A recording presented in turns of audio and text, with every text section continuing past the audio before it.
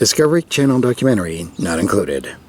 Beast Wars reissue Cybershark today on Guerrilla Reviews. Yes, it's very interesting that we get another aquatic animal for another reissue. This time in Cybershark here. Not that I'm complaining, because as you may have known, I covered Overbite a few years ago, like so. And it's interesting to see where the mold originated from, especially with the original parts. Still, so it's gonna tread some fairly familiar ground, but this time with a far more organic approach, if that excites you. Now, in this shark mode, we do see a very impressive hammerhead shark. Coloration, well, I'm not too sure that metallic blue is, or teal or something like that, is a part of it, shark's general appearance, but they went with it, and we got it. Yay. And again, we do have the same feature of pull back the trigger here.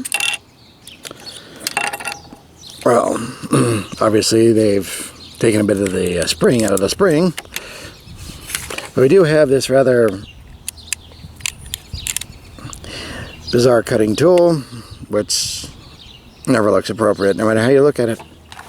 Now, part of the reason why this is such a good thing is because there's a lot of Cybersharks out there, also a lot of Overbites, and probably a few Hellscreams that have their parts missing, because there is a fair amount of parts forming involved in this. So you will likely, or you have already lost the front of the head or the tail. So getting another one is not a bad idea, provided you can. Alright, getting on a transformation here, we'll remove the tail again, flip out that bit, then we'll fold out from the bottom here, bring this all down, keep the head there.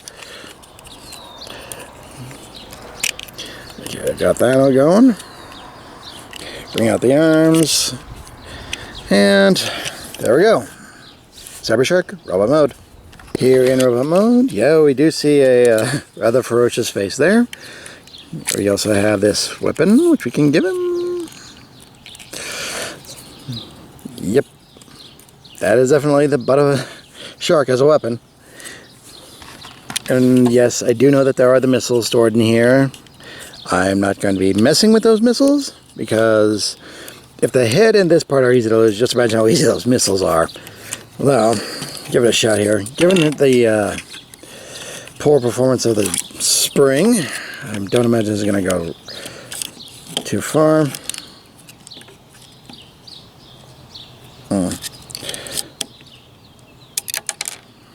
Just at least a little more energetic, because there's less mass, but still, probably best to just leave those missiles where they are.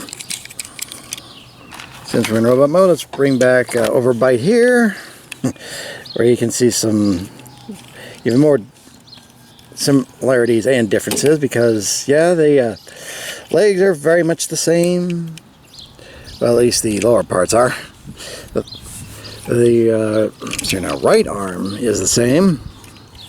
Base body, that's mostly similar, but the left arm is kind of where you get the big difference, because obviously Overbite here has this massive cannon, whereas Cybershark gets to hold his sword. It's neat that they managed to do something different with it for both characters, but man, if this little cannon ain't heavy. Under articulation, head is on a ball joint, shoulder is on a ball joint, bicep swivel, very deep elbow bend, nothing for the waist because there really isn't one, ball jointed hips, thigh swivel, and 45-degree knee bend. So there is decent articulation to be had. Well, at least a fairly standard suite for what you're getting, and a fairly unique figure.